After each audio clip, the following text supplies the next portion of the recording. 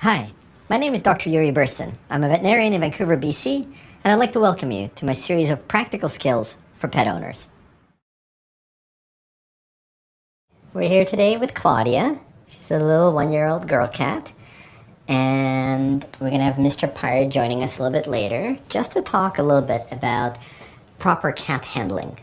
So it's gonna be a fun little video. I'm just gonna talk about how to approach and handle a cat. You know, when I'm in clinics, I often see people walking around swinging their cat like this, and it really just kind of makes me cringe because that's not comfortable for the cat or that safe, to be honest with you. So I just want to kind of go over a little bit how to pick up a cat and different ways of managing them, just to make your life a little bit easier. You know, when you're approaching a cat, it's nice to introduce yourself. You know, let them sniff your hand. Notice I keep my fingers curled a little bit. So if the cat doesn't really want my company, she can't really chomp me when my fingers are curled. So introduce yourself. Give them a little bit of a scratch just on the side of the face like that, or a little tickle under the chin.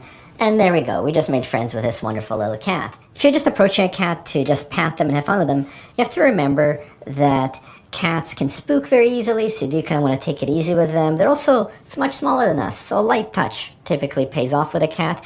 You know, you can tickle them a little bit, stroke them, but most people try to pick up cats, and that's kind of where we get into trouble. So the key to picking up a cat safely is to make them feel supported. So I always pick up a cat with one hand under the chest, one hand under the abdomen, and then we can lift them up sort of even force gently, so they're not hanging down, they're not flopping about.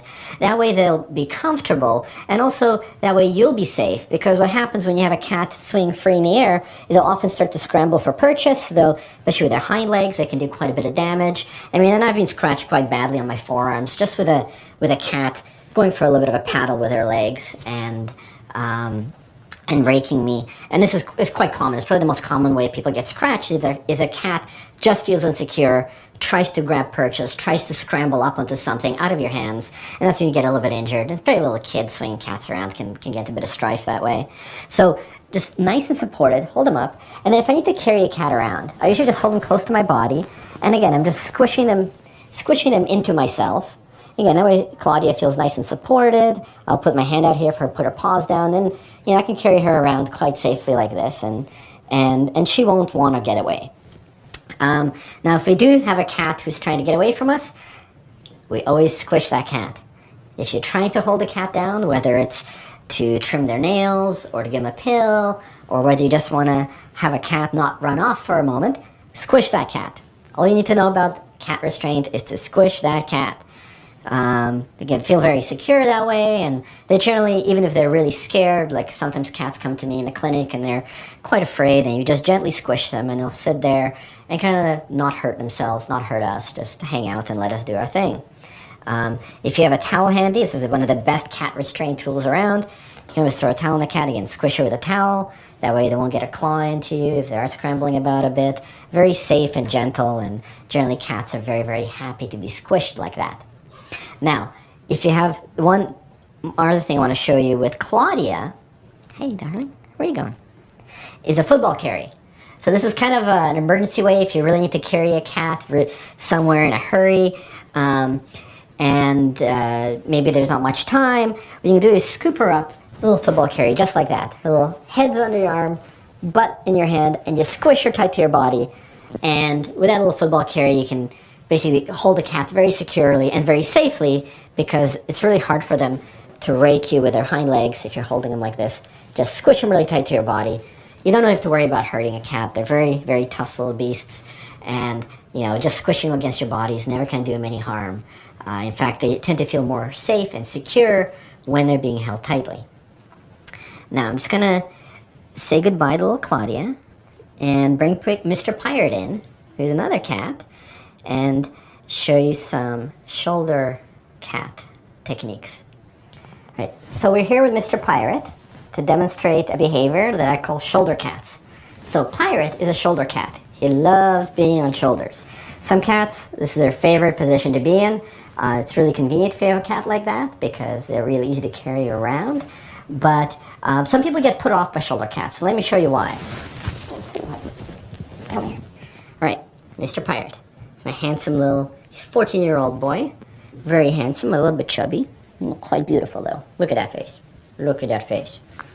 So, Notice, see how he tried to get up on my shoulder there for a second? So when we're hanging out with Pirate, his main goal is to get up on my shoulder. And that can be a little scary to people because if people are standoffish or if you understand what's going on, he could potentially scratch you because cats will naturally put their claws out to climb. So look at him. He's looking at my shoulder. All I have to do is lean down and he's going to scramble his way out. And a lot of cats are shoulder cats, and this is great. Sometimes you got to be a little careful when a cat goes up on your shoulder because they can shoot off behind you and run off and give your back a bit of a scratch. Or sometimes they try to scramble around the back of your neck. But as I said before, squishing is your best friend when you're dealing with a cat. So you have a cat on your shoulder, you squish him nice and tight, and he's going to stay there. Now, if you're wearing a jumper or a hoodie, something like a thick jacket, cats can actually climb up on your shoulders and be really comfortable there. I've seen people walking around town with a cat in their hoodie. Usually it's a good idea to have a harness on them when you do that.